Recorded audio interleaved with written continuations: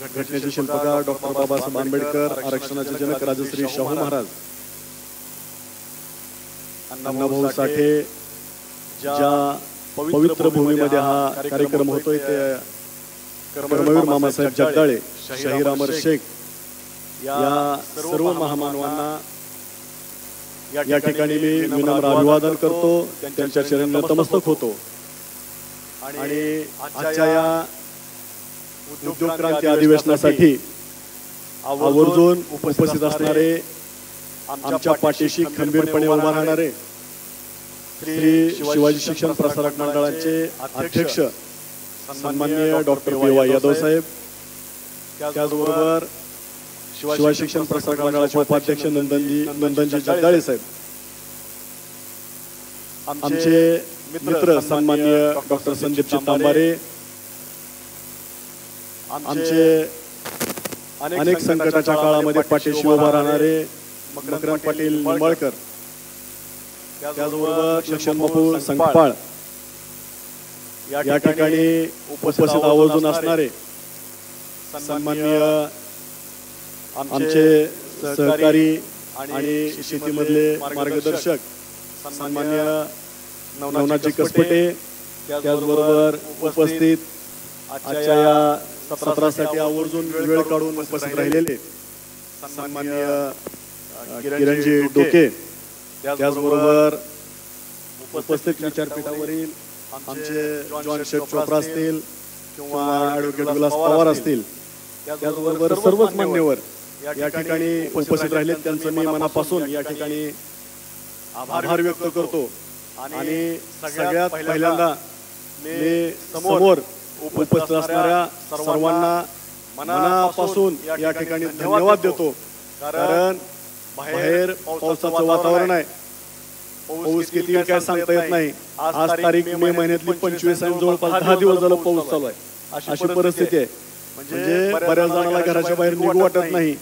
अशा सुद्धा परिस्थितीमध्ये तुम्ही सगळेजण या ठिकाणी उपस्थित राहिला, त्याबद्दल मी तुमचा आभार मानतो। आणि मला वाटतंय एवढ्या मोठ्या संख्येनं ज्या अर्थी तुम्ही उपस्थित आहेत त्या अर्थानं किंवा तुमच्या उपस्थितीवरून असं लक्षात येतंय की बार्शी तालुक्यामध्ये उद्योगाची क्रांती झाल्याशिवाय राहणार नाही। आपण हे उद्योग क्रांती अधिवेशन घेत असताना, या संदर्भात चर्चा करत असताना अनेकांनी आम्हाला ज्यावेळेस आम्ही सांगितलं की अशा प्रकारचा आम्ही कार्यक्रम घेतो आणि त्याचं नियोजन चाललंय, आश्चर्य वाटलं सगळ्यांना। अरे आनंद म्हणले, तू कार्यकर्ता कुठल्या संघटनेचा आहे? संभाजी ब्रिगेडचा। आणि संभाजी ब्रिगेडचं काम काय? तर तोड फोड रस्त्यावरची आंदोलन करणे ही तुझं काम आहे, तुझ्या संघटनेचं।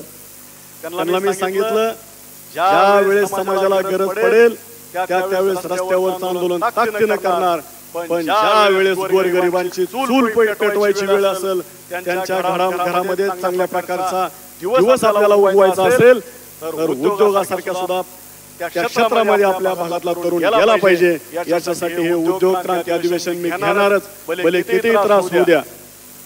बाकीच्या गोष्टीच्या त्रासापेक्षा मला वाटतं या ठिकाणी असणारी उपस्थिती ही आमच्यासाठी सर्वात महत्वाची आहे। आणि तुम्ही एवढ्या मोठ्या संख्येने उपस्थित राहिला, खऱ्या अर्थानं बार्शी तालुक्यामध्ये उद्योगाच्या क्रांतीची दिशा घेऊन आपल्याला इथून पुढच्या काळात जात असताना स्टेजवरील मान्यवरांचं बळ आणि तुमच्या असणारी या ठिकाणी सदैव त्या उद्योगामधली क्रियाशक्ती यातून आपण पुढे गेल्याशिवाय राहणार नाही।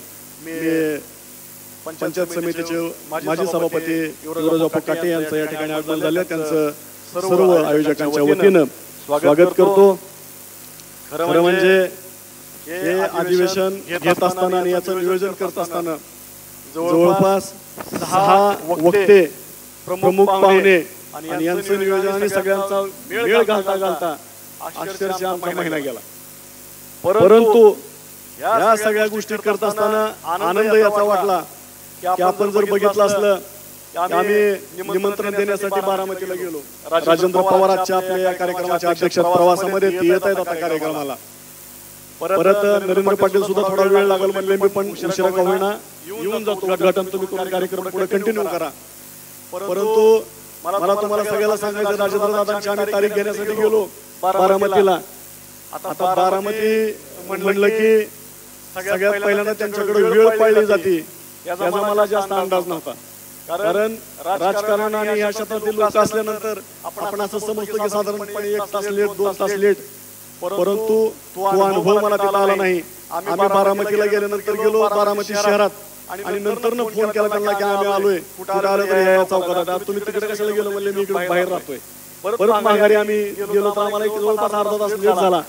जसं आम्ही गेटवर गेलो तसं वॉचमॅनने विचारलं, तुम्ही बार्शीवरून आलेत का? कसली यंत्रणा आहे? हो म्हणला, आम्ही बार्शीवरून आलो. जाऊ म्हणजे दादा तुमची वाट बघत बसले, तुमचा वेळ संपत चाललाय, तुम्हाला अर्धा तास ठेवला होता, तुमचे 10 मिनिटं बाकी आहेत. 10 मिनिटांमध्ये आम्हाला सांगायचं का अधिवेशन ठेवलंय ती. आता राजेंद्रदादांच्या समोर बोलायचं म्हणजे अवघड आहे, पण आम्ही त्यांना सांगितलं की आमचा उद्देश काय या कार्यक्रमाचा. आम्हाला दिलेल्या 10 मिनिटांमध्ये आमच्याकडे फक्त ते बघत होते, कसलाही हावभाव व्यक्त करत नव्हते. म्हणजे हो तुमचं बरोबर चाललंय असं मानणं वगैरे माणूस इशारा करतं, परंतु तसं काही ते करत नव्हते. आम्हाला असं वाटलं की आता आम्हाला म्हणतात काही की असला तुम्हाला उद्योग कुणी सांगितलाय, तुम्ही असलं बंद करा आणि माघारी जावा. परंतु 10 मिनिटांनंतर दादाने आमचं ऐकून घेतलं आणि मी तुम्हाला अभिमानानं सांगतो, दादा म्हणले तुम्हाला ही कल्पना सुचलीच कसं काय, कारण आमच्याकडे अनेक लोक येतात की आमचं वैयक्तिक हे काम करा, आमच्या नातेवाईकाचं करा, मित्राचं करा, परंतु तुम्ही सगळ्या तालुक्यातल्या लोकांना उद्योगामध्ये आणण्याचा प्रयत्न करता, ही तुम्हाला सुचलं कसं काय. आणि त्यानंतर आमच्या सोबत 2.25 तास गप्पा मारत बसले. म्हणजे ह्या उत्तम व्यक्तिमत्व सगळे आपण इथं आणण्याचा प्रयत्न केलेला, खूप मेहनत या पाठीमागे घेतलेली आहे. पावसाचा सगळा आताचा मोसम असताना सुद्धा दादा त्या ठिकाणी येत आहेत. आपल्या सर्वांना सगळेच मार्गदर्शक त्या ठिकाणी चांगल्या प्रकारचं मार्गदर्शन करणार आहेत. मला उद्योगाचं का सुचलं मी तुम्हाला फक्त सांगायला राहिलं माझ्याकडनं, मी तुम्हाला सांगतो. माझा एक मित्र होता आणि त्या मित्राची थोडी घरची अडचण होती आणि शेतामध्ये त्याला थोडंसं काही या विहीर पाडणं आणि पाईपलाईन करणं अशी कामं करायची होती. परंतु ते सगळं करत असताना आम्ही बँकेकडे गेलो आणि बँकेला म्हणलो की बाबा आम्हाला त्याचा एक 9 एकरचा उतारा आहे आणि आम्हाला एक 7-8 लाख रुपये त्याला कर्ज द्या. त्यांनी म्हणले ठीक आहे तुमची कागद द्या, म्हणजे मी असल्यामुळे म्हणले कागद द्या. त्यांनी 4-5 वेळा चक्रा घातल्या, त्याला बँकेच्या बाहेरच त्यांनी पाठवलं होतं लगेचच. परंतु मी असल्यामुळे म्हणले त्यांनी कागद द्या, म्हणजे आनंदराव त्यांची आपण बघूया. आणि सगळे पेपर बघितले आणि पेपर बघितल्यावर मला त्यांनी सांगितलं आनंदराव यांचं कर्ज होतच नाही, परंतु तुम्ही सांगताय म्हणून आम्ही एकाला 4 लाख रुपये कर्ज देऊ. उतारा किती एकरचा? 9 एकरचा. आणि कर्ज किती द्यायला लागलं त्याला? 4 लाख रुपये. म्हणजे आताच्या घडीला कुठलंही हलकं क्षेत्र जर आपलं त्याची किंमत पकडली तर मला वाटतं 10-15 लाखाच्या खाली एकरी नाही. आणि असं असताना चांगलं टायर आणायचं त्यांनी फक्त 4 लाख रुपये कर्ज देण्याचं कबूल केलं. ती पण खुश झाला माझा मित्र आनंदराव. म्हणला मी कॅलपटे घातलेत 4 लाख गाड्या म्हणला माझं काहीतरी शेतातलं होतंय.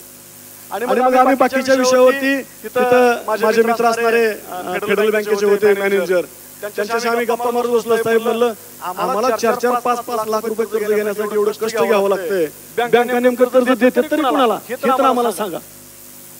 त्यानंतर त्यांनी आम्हाला सांगायला चालू केलं की त्यांनी सांगितलं म्हणजे आनंदराव तुमच्याकडे म्हणले 7 बाऱ्यावर नावं 10 लोकांची आणि नावं 10 लोकांची त्याच्यावरती असताना तुमच्या आधार कार्डला मोबाईल नंबर लिंक नाही, तर मोबाईल नंबरला बँक लिंक नाही, पॅन कार्ड तुमच्या कशाला लिंक नाही.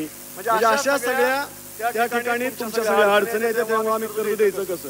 आणि सगळं जरी तुमचं आधार कार्ड पॅन कार्ड पासबुक सगळं लिंक असलं तरी तुमच्या बँकेमध्ये खातं नाही, खातं असलं व्यवहार नाही, आणि मग तुम्हाला कर्ज आम्ही देणार कसे ते सांगा. मग तुम्ही कर्ज देता कोणाला म्हणले. त्यांनी मला एक फाईल आणून दाखवली आणि त्यांनी सांगितलं तुम्ही किती एकर क्षेत्र द्यायला आमच्याकडे? 9 एकर. कर्ज किती घ्यायला लागले? 4 एकर. तुम्हाला दुसरी फाईल दाखवतो म्हणजे. त्यांनी मला फाईल आणून दाखवली. त्यांनी सांगितलं हे फक्त आमच्याकडे 17 गुंठे तारण आहे आणि कर्ज त्याच्यावरती डॉक्टर साहेब 65 कोटी रुपयाचं कर्ज होतं.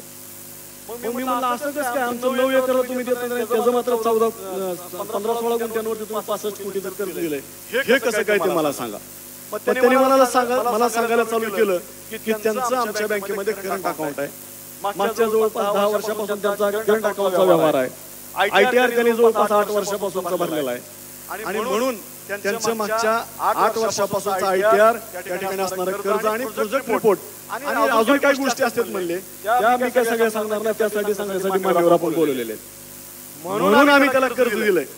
मग त्यावेळेस माझ्या असं लक्षात आलं की आपल्या समाजाकडे किंवा आपल्या सगळ्या शेतकरी बांधवांकडे एवढी मोठी शेती आहे आणि आमचा शेतकरी बांधव फक्त 5 लाखासाठी 10 लाखासाठी 4 लाखासाठी 2 लाखासाठी अडकलाय, त्याला सुद्धा हा उद्योगाचा मार्ग आपण सांगितला तर मला वाटतंय निश्चितपणे येणाऱ्या पुढच्या काळामध्ये बँकांच्या मदतीनं खूप चांगल्या पद्धतीनं ते उद्योगामध्ये आणि त्यांच्या शेतीमध्ये असेल जोडधंदा करून खूप प्रगती मोठी केली जाऊ शकते असा मला अंदाज त्या ठिकाणी आला.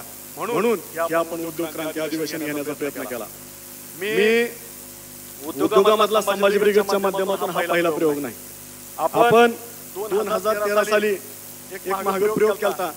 कारण संपूर्ण तालुका फिरत असताना ग्रामीण भागामध्ये आपण ज्या वेळेस जातो त्यावेळेस अनेक वेळा अशी गोष्ट लक्षात येते की मुलांना उद्योग करायची इच्छा असते, पण उद्योग करत असताना त्याची अपेक्षा अशी असते की माझ्या पालकानं मला 20-25 लाख रुपयाचं कर्ज द्यावं आणि मग मी त्या ठिकाणी उद्योग करावा.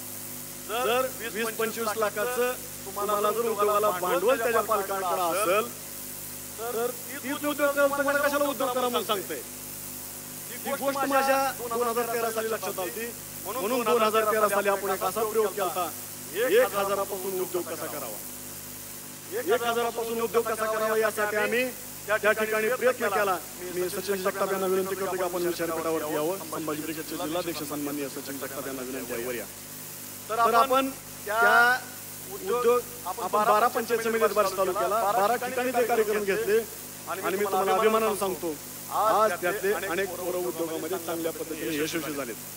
मी सातत्याने बँकेमध्ये जात असताना कुठल्या बँकेमध्ये गेलोय आणि बँकेच्या अधिकाऱ्याला आमच्या कागदपत्रामध्ये कॉम्प्रोमाइज करा कधी असं म्हणलो नाही.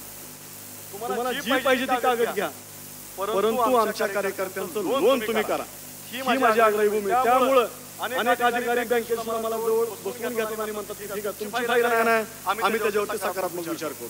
तर आपण असं म्हणत नाही कागद नाही आणि आमचं लोन करा. आपण त्या ठिकाणी कागद घेऊनच तुमचे काय असेल ते लोन करा अशा प्रकारचा आपण आग्रह असतो किंवा आमचा तसा प्रयत्न असतो. त्यातून अनेक उद्योजक या ठिकाणी उभा राहिलेत.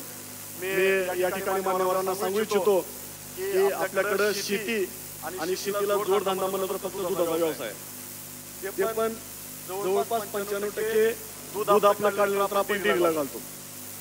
आपण त्याच्यापेक्षा दुसरे त्याच्यावरती प्रक्रिया जातात. आता खवा आपल्याकडे केला जाते आणि थोड्या प्रमाणामध्ये पनीर उकडतो थोडाफार केला जाते. परंतु आम्ही असे प्रयोग या तालुक्यामध्ये केले की त्या दुधापासून जर आपण जास्त प्रकारचं बाय प्रोडक्ट तयार केलं जसं की श्रीखंड, आम्रखंड, कुल्फी असे प्रयोग आपण या ठिकाणी केलेले आहेत. तर त्यामधून आम्हाला असं लक्षात आलं की आता आपल्या गाईचं दूध आणि म्हशीचं दूध जवळपास म्हशीचं 30-35 रुपये आणि म्हशीचं 50-60 रुपये आणि गाईचं 30-35 रुपये जाते. परंतु ज्यावेळेस आपण असे प्रोडक्ट तयार करतो त्या दुधाचा लिटरचा भाव जवळपास 150-150 रुपयापर्यंत जातो. एवढ्या मोठ्या प्रमाणामध्ये त्याचा आपल्याला भाव मिळतो. आम्ही तसे प्रयोग या तालुक्यामध्ये चालू केले आणि आपले ते यशस्वी आहेत. म्हणून माझी या तालुक्यातल्या सगळ्या युवकांपर्यंत या व्यवसायाची माहिती पोहोचावी. त्यांच्यापर्यंत आपण कर्ज घेत असताना किंवा बँकांची मदत घेत असताना, सबसिडी अनुदान घेत असताना कुठल्या प्रकारची कागदपत्र तुमच्याकडे असली पाहिजे या सर्व माहितीसाठी आपण हे उद्योग क्रांती अधिवेशन घेतलेलं आहे. या उद्योग क्रांती अधिवेशनासाठी मान्यवरही या ठिकाणी उपस्थित राहिलेत आणि समोर त्या ठिकाणी तुम्ही सर्वजण उपस्थित राहिला त्याबद्दल मी तुम्हा सर्वांचं या ठिकाणी आभार व्यक्त करतो आणि माझं या ठिकाणी प्रस्ताव परमनोगत थांबवतो. माझी सर्वांना विनंती आहे की पूर्ण कार्यक्रम झाल्याशिवाय जाऊ नका. आपण आतापर्यंत अनेक ठिकाणी आपला वेळ चुकीच्या ठिकाणी घालवलाय. सभा, मेळावे, मोर्चे म्हणलं की आपण एका पुढे एक आपल्याला ही सवय सुद्धा नाही उद्योगावरचं काय ऐकायचं असतंय. आणि मला वाटते माहिती घेतल्याशिवाय कुठलाही उद्योग व्यवस्थितपणे चालत नाही किंवा तुम्हाला करता येणार नाही. त्यासाठीच हे उद्योगाचं मार्गदर्शन शिबिर आपण या ठिकाणी आयोजित केलेलं आहे. तर या शिबिराचा सर्वांनी मिळून लाभ घ्या आणि इथून पुढच्या काळामध्ये उद्योगामध्ये तुम्ही तुमच्या आयुष्यामध्ये क्रांती करा एवढीच या ठिकाणी विनंती करतो.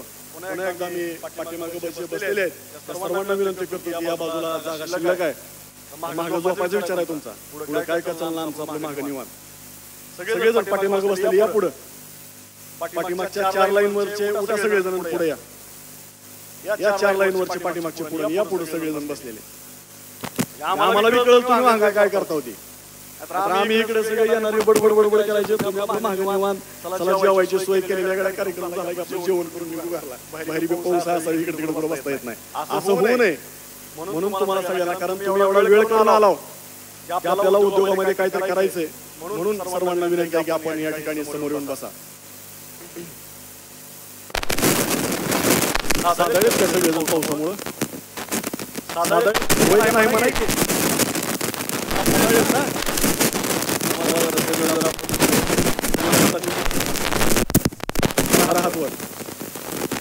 बोला छत्रपती शिवाजी महाराज की, छत्रपती शिवाजी महाराज की.